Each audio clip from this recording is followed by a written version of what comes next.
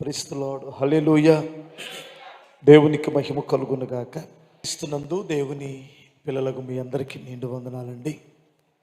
వాస్తవంగా మాది ఆ, కృష్ణా జిల్లా కేతనకొండ అనే గ్రామం, ఇబ్రహీంపట్నం మండలం, విజయవాడకి కరెక్ట్గా మా ఊరు 26 కిలోమీటర్ల దూరంలో ఉంటుంది.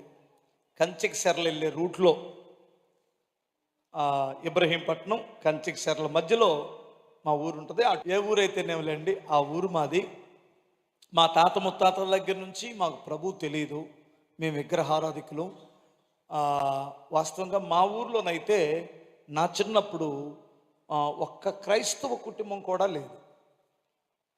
మా ఇంటి దగ్గరలో ఒక తల్లి వీరమ్మ గారని, ఆమె ఒక్కతే ప్రభువుని నమ్ముకుంది. వాళ్ళ ఇంట్లో వాళ్ళు కూడా నమ్మల ప్రభుని. ఎవరికైనా ఆ రోజుల్లో జ్వరం వచ్చినా బాధ వచ్చినా గేదె పాలు ఇవ్వకపోయినా ఆమె దగ్గరికి వెళ్ళి ప్రార్థన చేసుకుంటే కార్యాలు జరుగుతాయి అని అనుకునే వాళ్ళు. ఆమె పాస్టరమ్మ గారు కాదు, విశ్వాసి. ఆమె వేరే చర్చికి వెళ్ళింది. ఆ టైంలో మేము ఆమె ద్వారానే ప్రభుని నమ్ముకున్నాం. ఎలా అంటే, మా అమ్మకి మేము ముగ్గురు మగపిల్లలు, నేను పెద్దోడిని, నా తర్వాత 2 తమ్ముళ్ళు ఉన్నారు. మా అమ్మగారికి మా నాన్నగారికి ఆడపిల్లలు అంటే ఇష్టం. మేము ముగ్గురేం పుట్టాం కనుక ఆడపిల్లల మీద ఎవరికైనా ఇష్టం ఉంటుంది. ఆపరేషన్ చేయించుకోలేదు. మా అమ్మకి గర్భిణి వచ్చింది. నిండు నెలలో మోసిన తర్వాత మా అమ్మకి డెలివర్ అవ్వాల్సిన టైంలో బాగా ఐబీపీ ఎక్కువైపోయి చాలా ప్రమాదం అని చెప్పారు డాక్టర్లు.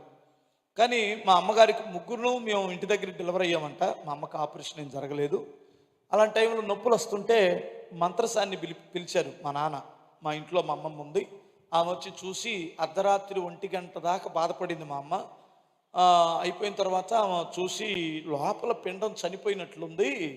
మా నాన్న పేరు వెంకటేశ్వర్లు. లోపల పిండం చనిపోయింది. ఇక నా ప్రయత్నం అయితే అయిపోయింది. ఇది పెద్ద డాక్టర్ దగ్గరికి వెళ్ళాలి, డెలివరీ అయ్యేటట్లేదు, పిండం మాత్రం చచ్చిపోయినట్టే అనిపిస్తుంది నాకని ఆ మంత్రసాన్ని చెప్పింది. అప్పుడు మా ఇంటికి దగ్గరలో ఉన్న ఆ వీరమ్మ గారు గీదకి మేతేస్తారు అర్ధరాత్రి లేచి కాస్త.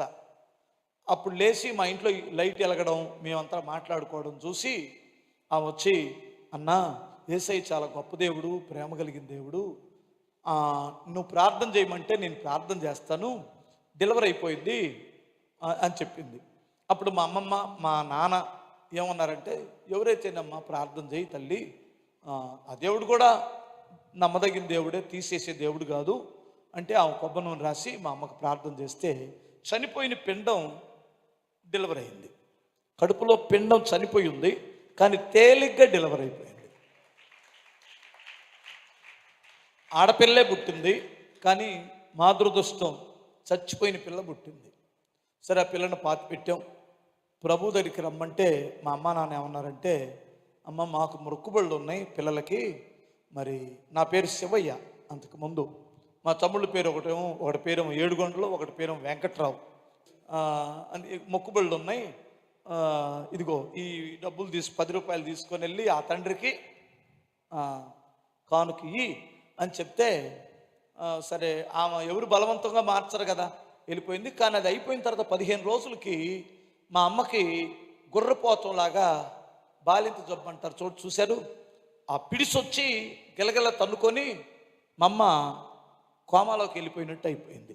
అప్పుడు గబగబా మా అమ్మని ఎత్తుకొని హాస్పిటల్లో తీసుకెళ్తే డాక్టర్ గారు చూసి ఏమన్నాడంటే, ఏమా బ్రతకదు, బ్రతికితే నాకు తెలిసి ఒక 2-3 గంటలు అంతే, అంతకంటే ఎక్కువగా బ్రతకదు, మీరు తీసుకెళ్ళిపోండి అని చెప్పారు. అప్పట్లో ఇంత వైద్యం కూడా లేదు. అది 1985 సంవత్సరం. సరే, మా అమ్మని ఇంటికి తీసుకొని వచ్చి ఇంక చచ్చిపోయిందని చెప్పారు కదా అని ఇంటి దగ్గర పడుకోబెడితే ఊరోళ్ళందరూ చూసి వెళ్తున్నారు. పోతే మా బంధువులు దగ్గర వాళ్ళందరూ వచ్చారు. మా అమ్మమ్మ మాత్రం, రంగా నా బిడ్డను బ్రతికించు నాయనా అని ఏడుస్తుంది. మరలా ఈ వీరమ్మ గారు వచ్చి, అమ్మ, యేసయ్య గొప్ప దేవుడు, మొన్న కార్యం చేశాడు కదా, ఇప్పటికి ఏం చచ్చిపోలేదు, మరి దేవుడు బ్రతికిస్తాడు, దేవుడిని నమ్మండి అంటే, నువ్వు ఇప్పటి వరకు రంగయ్య అని ఏడ్చావు కదా, ఇప్పుడు యేసయ్యను పట్టుకోమ్మా, యేసయ్య బ్రతికిస్తాడు, కాపాడుతాడు అంటే మా నాన్న ఈ మాటలన్నీ వింట బాగా ఏడుస్తున్నాడు. మా నాన్న దొర్లాడు. ఎందుకంటే మా నాన్నకి మా అమ్మ తప్ప ఇంకెవరు దిక్కులేరు. నేను పుట్టేసరికే మా నాయనమ్మ, మా తాతయ్య, మా నాన్న ఇద్దరు అక్కలు, పోతే మా పెదనాన్న, మా పెద్దమ్మ, వీళ్ళందరూ చచ్చిపోయారు. మా నాన్న ఒక్కడే ఉన్నాడు ఆ ఇంట్లో, మిగిలినోడు మా నాన్న ఒక్కడే. ఇప్పుడు మా నాన్న కూడా మా అమ్మ కూడా చనిపోతే మా నాన్నకి మీ ముగ్గురు మగపిల్లలు, మా నాన్న మిగులుతాడు. అంటే కుటుంబం అంతా సర్వనాశనం అయిపోయినట్లేనమాట. అందుకని మా నాన్న బాగా భయపడి ఏడుస్తున్నాడు. ఆయన కళ్ళ ముందు వీళ్ళందరూ చనిపోయారు కనుక చావు అంటే భలే భయం వేసింది ఆయనకి. అప్పుడు మా నాన్న ఏమన్నాడంటే, అమ్మా యేసయ్య కానీ నా భార్యను బ్రతికిస్తే నేను నా ఇంట్లో ఉన్న పటాలన్నీ తీసేస్తానమ్మా, నేను యేసయ్య దగ్గరికి వస్తాను, నువ్వు ఎక్కడికి రమ్మంటే అక్కడికి వస్తానన్నాడు. మా బంధువులు అందరూ వచ్చారు. అంతమందిలో భయపడకుండా కొబ్బరి నూనె రాసి మా అమ్మకు ప్రార్థన చేస్తే కరెక్ట్గా అరగంట తర్వాత మా అమ్మ ఎక్కడైతే జీవోత్సవంలాగా పడుకోనుందో అదే మంచం మీద లేచి కూర్చుంది.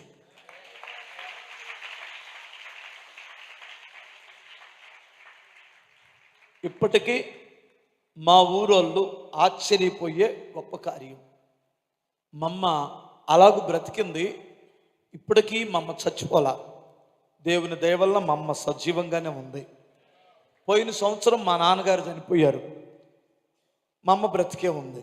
ప్రియులారా మీరు గమనించండి. అలాగూ మా అమ్మ నాన్న ఇంటి దగ్గరే మంగళాయిని పిలిపించి శుభ్రంగా గుండులు చేయించి ఇంట్లో ఉన్న పెద్ద పెద్ద పటాలు, ఆ పటాలన్నీ తీసేసి ప్రభు దగ్గరికి రాగలిగాం. అది 85.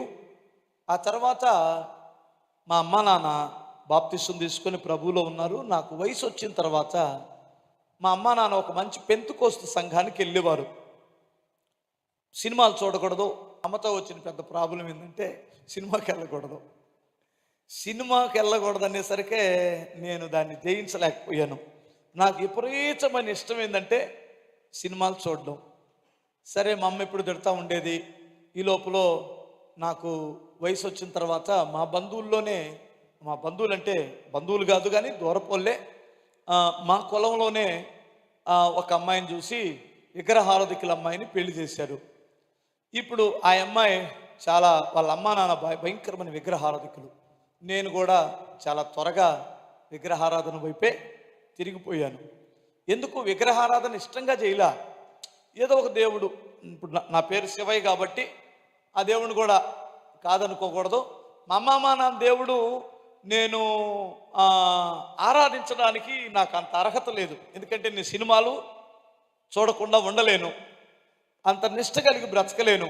అందుకని ఏదో ఒక దేవుడు అన్నట్టుంటే మా అమ్మకి నాకు ఎప్పుడు ఇంట్లో అప్పుడప్పుడు పోరాటం జరుగుతూ ఉండేది. ఈ క్రమంలో నేనేం చేసేవాడిని అంటే అప్పట్లో పొలం వేసేవాడిని, పత్తి పండించేవాడిని. కొంతకాలం బాగానే పండింది కానీ ఒక సంవత్సరం బాగా లాస్ వచ్చింది. ఆ లాస్ వచ్చినప్పుడు ఆ సంవత్సరం ఎక్కువ వేసాను, లాస్ వచ్చింది. అప్పుడు మా అమ్మ ఒకరోజు ఏమన్నదంటే, వీడు కొంపకి దరిద్రం పట్టాడు, ఈ నుండే కొంపకి దరిద్రం అనింది. ఎందుకు? వీడేమో ఈ పూజలు పునస్కారాల్లో అమ్మడు తిరుగుతాడు, మేమేమో మంచి జీవం కలిగిన దేవుడిని నమ్ముకున్నాం. వీడు అనవసరంగా ఇట్లా చేయడం వల్లనే మనకు నష్టం వస్తుంది అన్నట్టు కొంపకి దరిద్రం పట్టాడు అనింది. అప్పుడు నాకు బాగా బాధేసి చచ్చిపోదాం అనుకున్నాను. నేను చనిపోతే కొంపకి ఏం పోయిద్ది? దరిద్రం పోయిద్ది. సాతానుడు పెట్టిన ఆలోచన అది. కొంపకి దరిద్రం పోవాలంటే, నా విలువ తెలియాలంటే నేను చచ్చిపోవడం మంచిది అనుకున్నాను. కానీ అది సంక్రాంతి పండగ టైంలో నా భార్య వాళ్ళ అమ్మోళ్ళ ఇంటికి వెళ్ళింది. నేను ఎప్పుడు చచ్చిపోవాలి, ఎలా చచ్చిపోవాలని ఇక ఆలోచన చేస్తే నాకు ఒక ఆలోచన వచ్చింది. సెకండ్ షో సినిమాకి వెళ్ళి వచ్చిన తర్వాత అందరు నిద్రపోతారు ఇంట్లో. అప్పుడు అటక మీదకి ఎక్కి మందులు ఉంటాయి, ఎప్పుడు పురుగు మందులు, ఆ మందు డబ్బా తీసుకొని శుభ్రంగా తాగి పడుకుంటే చచ్చిపోవచ్చు అనుకున్నాను. సెకండ్ షో సినిమాకి వెళ్ళొచ్చిన తర్వాత అందరు ఇంట్లో నిద్రపోతున్నారు. అప్పుడు అటకెక్కుదామంటే మరలా ఒక ఆలోచన వచ్చింది. ఇప్పుడు ఆ శబ్దం వస్తుంది కదా, అటకెక్కితే ఖాళీ డబ్బాలు అన్నీ కదిలి, ఆహా ఇప్పుడు కాదులే, పొద్దున్నే చేనుకెళ్ళి చేలోనే మందు దాగి చనిపోదాం, సాయంత్రం లోపల మా నాన్న ఏదో ఒక టైంలో చేనుకు ఒక్కసారైనా వచ్చి వెళ్తాడు, చచ్చిపోవచ్చు అనుకున్నాను. అనుకొని సరే పడుకున్నాను. పడుకున్న వెంటనే నాకు ఒక కళ వచ్చింది. ఏమిటంటే ఆ కళ, మా అమ్మగారికి బాప్తిసం ఇచ్చిన పాస్టర్ గారు వచ్చి మా తలుపు తడుతున్నాడు. శివయ్య శివయ్య శివయ్య అని అందరు పిలిచే పిలుపుతో నన్ను పిలుస్తున్నాడు, శివయ్య శివయ్య అని. ఎందుకంటే నా పేరు ఏదో ఒక పేరు ఆయనకు ఉద్దేశంలో ఉన్న పేరు పిలిస్తే ఎవరో అనుకో నేను తలుపు దీని అనుకున్నాడో ఏమో తెలీదు. ఆయన ఎంత కరుణామయుడో, ఎంత తగ్గించుకుంటాడో, ఎంత ప్రేమ ఉంటుందో. శివయ్య శివయ్య అని తలుపు తడుతుంటే నేను కలలో తలుపు తీశాను. తలుపు తీస్తే ఆయన ఉన్నాడు, పాస్టర్ గారు. నేను మాట వరుసగా ఏమన్నానంటే, పాస్టర్ గారు భోజనం చేద్దురు రండి అంటే ఆయన ఏమన్నాడంటే, లేదు నాయన, మరణదూత వచ్చింది, ప్రార్థన చేసే వారి దగ్గరికి వెళ్ళు, బ్రతుకుచావు అన్నాడు. అసలు మరణదూత అనే పేరు నేను ఎప్పుడు వినలా అప్పటి వరకు. ఎందుకంటే నీ మీద గత్రబడ, నీ మీద ముత్యాలమ్మబడ, గంగానమ్మబడ అనే తిట్లు విన్నాను. కానీ మరణదూత అనేటువంటిది ఇలా వస్తుంది, మనిషిని మరణానికి ఆత్మహత్యకు ప్రేరేపించింది అనే సంగతి నాకు ఆయన చెప్పేంత వరకు తెలియదు. సరే ఆ కళ అయిపోయింది, ఆయన వెళ్ళిపోయాడు. ఏదో కళ్ళకుంట ఒక ఊరు వెళ్ళాలని నాకు మెలకు వచ్చింది. మెలకు వచ్చిన తర్వాత ఇంకా నిద్ర పట్టట్లా, భయం వేస్తుంది. ఇప్పుడు మా అమ్మ నన్ను లేపలా. ఆ టైంలో తెల్లారకట్ల 3 అయింది టైం. మా మామయ్య వాళ్ళు కొత్తగా ప్రభువుని నమ్ముకున్నారు. అప్పుడు వాళ్ళ ఇంట్లో ప్రార్థన చేసుకుంటున్నారు. వాళ్ళు మురకాసులు ఆ కంజర వినిపిస్తుంటే నేను ఇక నిద్ర పట్టక భయం వేసిందిలే బాగా. చచ్చిపోతే పరిస్థితి ఏంటి అని చిన్నగా వెళ్ళి వాళ్ళ దగ్గర కూర్చుంటే వాళ్ళు ఏమన్నారంటే, ఒరే ఏంద్రా ఈ టైంలో వచ్చామన్నారు. ఎందుకంటే నేను వాస్తవంగా ప్రార్థనకి వెళ్ళను, నా నోట్లో నుంచి స్తోత్రం చెప్పను, యేసయ్య అనే మాటలు నేను మాట్లాడలా. అప్పటికి మా అమ్మని దేవుడు బ్రతికించిన, ఎందుకు అంటే యేసయ్య అంటే ఇష్టం లేక కాదు, కాస్త సిగ్గు. దేవుడిని నమ్ముకున్న తర్వాతే అవన్నిటిని దేవుడు ఇడిపించాడులేండి.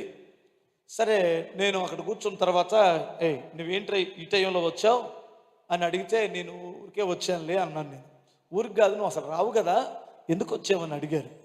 అడిగితే అప్పుడు నేను మా మామయ్యోళ్ళు పొద్దుగుకులు అడుగుతూ ఉన్నారు కాబట్టి ఈ విషయం చెప్పాను. ఏం లేదు, అమ్మ తిట్టింది, నువ్వు కొంపకు దరిద్రం పట్టావనింది, చచ్చిపోదాం అనుకున్నాను, కానీ ఇలా కల వచ్చింది, ఇలా మరణదూత వచ్చిందని చెప్పారు పాస్టర్ గారు కళ్ళలో వచ్చి, అందుకని నాకు కాస్త భయం వేసి వచ్చానులే అన్నాను. ఇక వాళ్ళు నా కొరకు ఏడ్చి ప్రార్థన చేయడం మొదలుపెట్టారు. ప్రభువా నువ్వెంత ప్రేమిస్తున్నావు నాయన, ఎంత ప్రేమిస్తున్నావా అంటుంటే నా హృదయం కదిలింది. ఎందుకంటే నన్ను ప్రేమిస్తున్నాడు అనగానే అసలు నేను మంచోడిని కాదు కదా. ఈరోజు కూడా సినిమాకి వెళ్ళి వచ్చాను. నేను మీ అసలు యేసుప్రభు సన్నిధికి నేను వెళ్ళను, మరి నన్ను ప్రేమించడానికి కారణం ఏమిటి? నేను మంచోడిని కాదు కదా అనేది నాలో పడిపోయింది. మంచోడిని కాను అని తెలిసి కూడా దేవుడు ఎందుకు ప్రేమిస్తున్నాడు? అప్పుడు నేను ఏడవడం మొదలుపెట్టాను. నేను సేవకు రావడం జరిగింది. సేవకు వచ్చిన తర్వాత నాతో కలిసి కొంతమంది సిస్టర్స్ కూడా సేవకు వచ్చారు. అది ఒక చరిత్ర, కానీ దాన్ని నేను ఇప్పుడు చెబితే వాళ్ళ హృదయాలు గాయపరిచిన వాడిని అవుతాను. అలా చెప్పకూడదు, దయచేసి గమనించాలి. సేవకు వచ్చిన తర్వాత 2000 సంవత్సరంలో ఒక రోడ్డు మీద టెంట్ వేసి ఒక చర్చిని ప్రారంభించాం. రోడ్డు మీద టెంట్ వేసి ఒక రోడ్డు మీద ప్రారంభించాం. 2005 వచ్చేసరికి ఆ సేవ 2006 వచ్చేసరికి 600 మంది సంఘమైంది. దానికి 2001లోనే మా నాన్నగారు నాకు 2 ఎకరాల పొలం ఇస్తే దాన్ని నమ్మి ఆ మందిరం ఉన్న స్థలాన్ని కొనడం జరిగింది. ఆ స్థలం కొన్న తర్వాత మందిరం కట్టి 2006 వచ్చేసరికి 500 మంది సంఘం బాగా దీవెనకరంగానే జరుగుతుంది. ఒక మంచి ఉజ్జీవం రగులుకున్నట్లు రగులుతూ ఉంది. ఆ రోజుల్లో 500 మంది సంఘం అంటే నాకు చాలా పెద్ద సంఘంగా కనిపించేది. అతిశయించలేదు, కానీ నేను ఎప్పుడూ దేవునికి కృతజ్ఞతలు చెప్పేవాడిని. కానీ ఇంతవరకు అభివృద్ధి బాగానే ఉంది, కానీ ఆ తర్వాత ఆ భయంకరమైనటువంటి పోరాటాలు, భయంకరమైనటువంటి వేదనలు, ఈ ఇందాక నేను చెప్పినట్లు ఈ పరిశుద్ధ పోరాటం, పెళ్ళి అయిన వారు, పెళ్ళి కానువారు, ఈ పోరాటంలో భయంకరంగా నేను నలిగిపోవడం జరిగింది. నా దినచర్యలో నేను ప్రతిరోజు నేను చేసుకునే పని ఏమిటంటే, ఆ రోజుల్లో నేను బయటికి వెళ్ళేవాడిని కాదు. ఎవరు పిలుస్తారు? నా పిల్లలని నేను స్కూల్కి తీసుకొని వెళ్ళి సైకిల్ మీద స్కూల్లో దించేసి అలాగే పొలాల్లోకి వెళ్ళి ప్రార్థన చేసుకునే అలవాటు ఉంది డైలీ. ఆ పొలంలో ఒకరోజు ప్రార్థన చేస్తున్నప్పుడు దేవుడు నాతో మాట్లాడారు, దీన్ని విడిచిపెట్టి వెళ్ళిపోమని. ఆ స్వరానికి నేను ముందు చాలా ఏడ్చాను, బిగ్గరగా ఏడ్చాను, గడగడ వణికిపోయాను. ఎందుకంటే నాకు ఒక మార్గమే కనిపించదు. విడిచిపెడితే సంఘాన్ని, జాగ్రత్తగా కట్టుకున్నటువంటి సంఘాన్ని, నాకున్నటువంటి ఆస్తిని కూడా అమ్మి కట్టిన స్థలాన్ని, మందిరాన్ని, ఉన్న సమస్తాన్ని, నా దగ్గర ఉన్నటువంటి ఏదైతే ఉందో నా జీవనోపాధి అంతా అక్కడే ఉంది, దాన్ని విడిచిపెట్టేసి నేను వెళ్ళడం అనేటువంటిది అది నా మనసుకి చాలా బాధేసింది. కానీ నాకు తెలుసు, నేను చాలా అంటే పెద్ద భక్తుడిని చెప్పను, కానీ దేవుని మాటను నేను నమ్మే ఒక విధేయత నాలో ఉందేమో. దేవుడు దాన్ని చూశాడు, మెచ్చాడు అనడానికి దేవుడు ఇప్పుడు నాకు ఇచ్చిన పరిచర్యే రుజువని నేను చెప్పక తప్పదు. నేను ఆ మాటకు లోబడి కనీసం నా భార్యతో కూడా చెప్పకుండా, నాతో ఉన్నటువంటి వారికి కూడా చెప్పకుండా నేను అక్కడి నుండి దాదాపుగా 150 కిలోమీటర్ల దూరం వెళ్ళి నా భార్య పిల్లల్ని అక్కడికి రమ్మన్నాను. నాతో ఉన్నారు అప్పుడు కొంతమంది సహోదరులు కూడా. సరే, వాళ్ళని తీసుకెళ్ళలేదు, కానీ నా భార్య బిడ్డలను తీసుకెళ్ళాను. అక్కడికి తీసుకొని వెళ్ళి ఒక పేద పాస్టర్ గారి దగ్గర కొన్ని రోజులు ఉన్నాను. నేను అక్కడ ఉన్నప్పుడు నాకు ఎంతగా వేదన అంటే, ఒక పక్క శరీరం నన్ను భయపెట్టేస్తుంది. నువ్వు ఎలా బ్రతుకుతావు, ఎలా పోషించబడతావు, నీకు వినిపించింది దేవుని స్వరమేనా? ఇంత మంచి సేవను విడిచిపెట్టడానికి ఒకవేళ సాతానుడు నిన్నేమన్నా మోసగించాడేమో? ఇలాంటి ప్రశ్నలు, ఇలాంటి యొక్క వేదనలు. వాస్తవంగా చెప్పాలంటే అక్కడ నేను ఎన్ని రోజులు ఉన్నానో అన్ని రోజులు నాకు దాహం తీరదు. ఎందుకు అంటే నా నాలుక పొడి ఆరిపోతూ ఉంటుంది. టెన్షన్లో ఉన్నాను. నిజంగా ఒక లంకనాలు చేసిన మనిషి ఎలా అయిపోయాడో అలా అయిపోయాను నేను ఈ టెన్షన్తో. ఎందుకంటే దేవుడే నాతో మాట్లాడా? లేదు, నేను విడిచిపెట్టడం ఏంటి? అసలు అవసరమైతే అది నేను కదా, వాళ్ళని కదా తరవాలి. నాకు ఎవరైతే వ్యతిరేకంగా ఉన్నారో, ఎవరైతే దేవుని వాక్యానికి వ్యతిరేకంగా ఉన్నారో, సంఘానికి వ్యతిరేకంగా ఉన్నారో వారిని కదా నేను తరవాలి. అర్థమవుతుందా? అసలు ఒక చేతగానటువంటి వాడిగా నేను రావటం ఏంటి? నీది కదా అది, ఇప్పటికీ నా పేరుతోనే ఉంది. ఇలాంటి పోరాటంలో నలిగిపోయాను అనుకోండి. ఆ నలుగుడిలో దేవుడు నాతో చాలా స్పష్టంగా మాట్లాడాడు. స్తోత్రం చెప్పాలి. మాట్లాడిన తర్వాత మరలా ఎక్కడైతే చర్చి లేదో, చర్చి లేని ఒక చిన్న పేట చూసుకొని అక్కడికి వచ్చి మరలా రోడ్డు మీద టెంట్ వేసి పెట్టాను. అది 2006 జూన్ నెల. ఒక రోడ్డు మీద టెంట్ వేసి ప్రార్థన స్టార్ట్ చేశాను.